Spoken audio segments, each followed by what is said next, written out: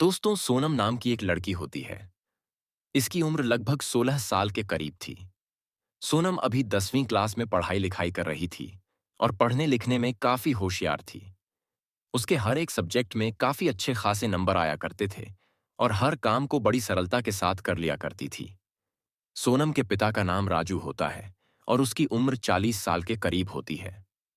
सोनम की माँ इस दुनिया में नहीं थी क्योंकि कुछ साल पहले उसका देहांत हो चुका था। अगर हम सोनम के पिता के कारोबार की बात करें तो वह मेहनत मजदूरी किया करते थे और अपने परिवार की पालन पोषण किया करते थे। और सोनम के पिता का सपना था कि वह अपनी बेटी को पढ़ा लिखाकर एक सरकारी अफसर बनाएंगे।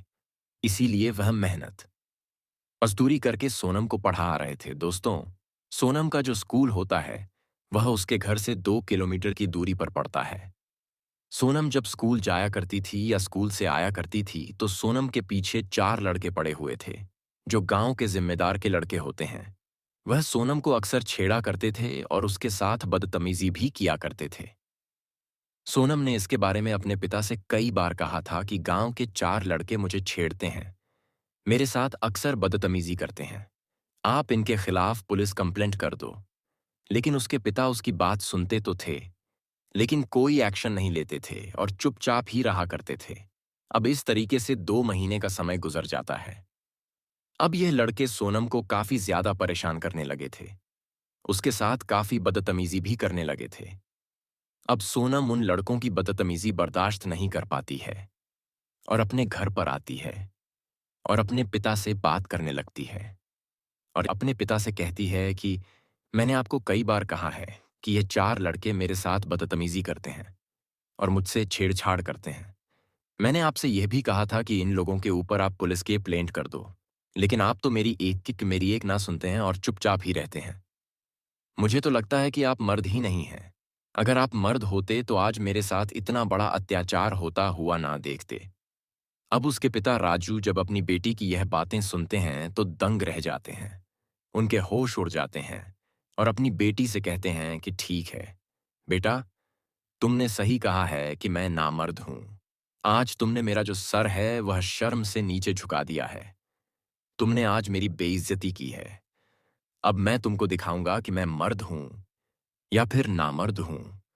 उसके बाद राजू मार्केट चला जाता है और मार्केट से एक टेबलेट लेकर आ जाता है और अपनी बेटी के सामने उस टेबलेट को खा लेता है। फिर इन दोनों के बीच कुछ ऐसा हो जाता है जिसकी किसी ने कल्पना भी नहीं की थी। जी हाँ दोस्तों, आज की इस घटना को सुनने के बाद शायद आप लोगों को भी बड़ी हैरानी होगी। इसीलिए इस वीडियो में आप अंत तक बने रहिएगा क्योंकि इस घटना से आपको एक बहुत बड़ी सीख मिलने वाली है। बाकी दोस्तों, हमारी आप लोगों से एक छोटी सी रिक्वेस्ट है।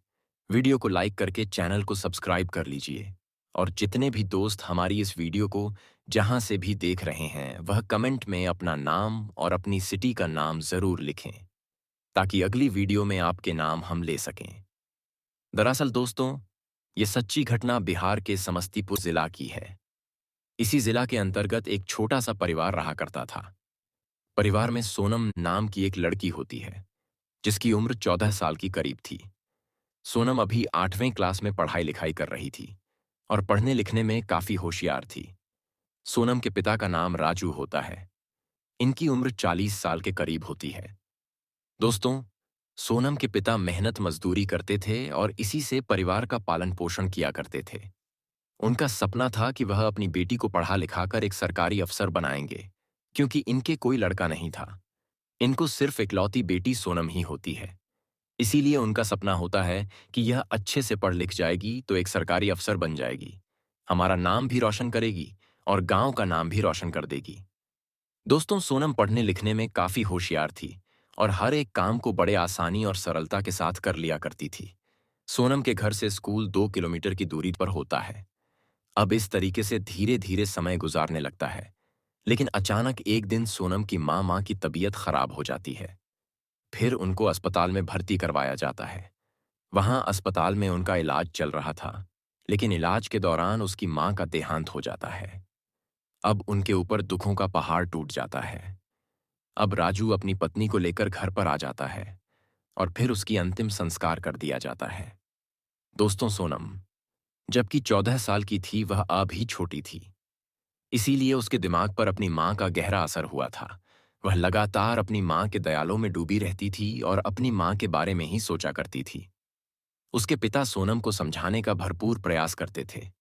अब धीरे धीरे समय जब गुजरने लगता है तो सोनम उस हादसे से बाहर आने लगती है। अब धीरे धीरे लगभग 2 साल का समय गुजर जाता है। अब सोनम की उम्र 16 साल हो जाती है और जवानी में अपना कदम रख देती है। और वह इतनी खूबसूरत हो चुकी थी कि अगर कोई भी इंसान उसे देख ले तो एक ही नज़र में पसंद कर ले। वह अब 10वीं क्लास में आ चुकी थी और 10वीं क्लास में पढ़ाई लिखाई कर रही थी। वह काफी मन लगाकर पढ़ाई लिखाई करती थी दोस्तों। उनके गांव में एक जिम्मेदार होता है, उसका एक बेटा होता है और उसके 3 दोस्त भी होते हैं। जब इन 4 लड़कों की नज़र सोनम पर पड़ती है तो उस पर मोहित हो जाते हैं और अक्सर सोनम का पीछा किया करते थे और उसके साथ छेड़छाड़ भी किया करते थे। अब सोनम जब उन लोगों से परेशान आ जाती है तो वह अपने पिता से कह देती थी कि पापा जी, ये मुझे छेड़ रहे हैं, मेरे साथ बदतमीजी कर रहे हैं। लेकिन उसके पिता उसकी एक ना सुनते थे और चुपचाप ही रहा करते थे। अब उन लड़कों का हौसला और बढ़ जाता है और लगातार वह सोनम के साथ छेड़छाड़ करते थे।